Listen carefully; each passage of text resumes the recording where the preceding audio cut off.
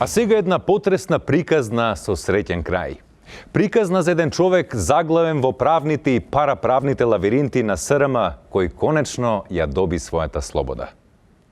Здравко Елешовски, до неодамна вработен во една државна компанија, син на пратеничка, внук на баба што прави добра торта со ореви и маченик на судскиот и политичкиот лавиринт наречен Македонија. Јас сум Здравко и мајка ми ме вработи државно.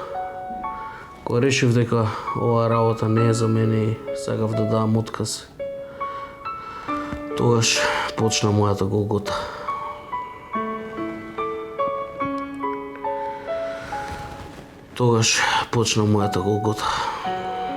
Државното вработување е како мафија. Лесно се влегува, но тешко се излегува. Дали господине Здравко вие наивно дадовте отказ?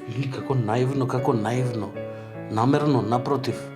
Пробав да дадам отказ, го однесов отказот кај шефот. Го однесовте отказот кај шефот и? И ми вика не може. Како може да не може?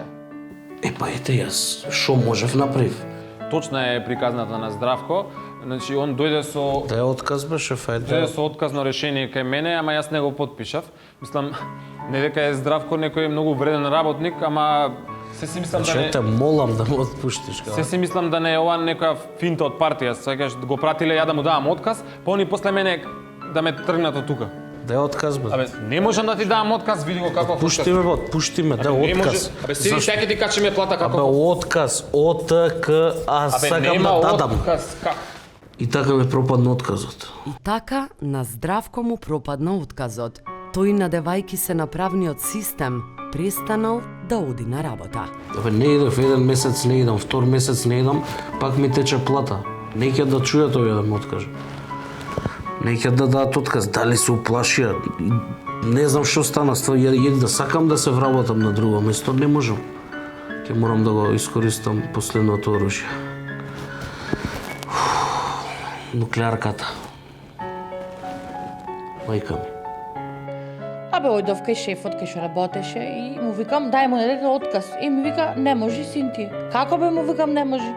Така, Синтија, отказ не му давам. Викам, не го роди ти да не му даваш отказ, дај му отказ, дайте да си оди од работа, да се вработи во приватно.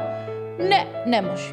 Одев после тоа, значи ја пратеничка, да молам, поврати да тропам, кај Петко, Трајко. Не и не. И ја дотерав работата до Заев.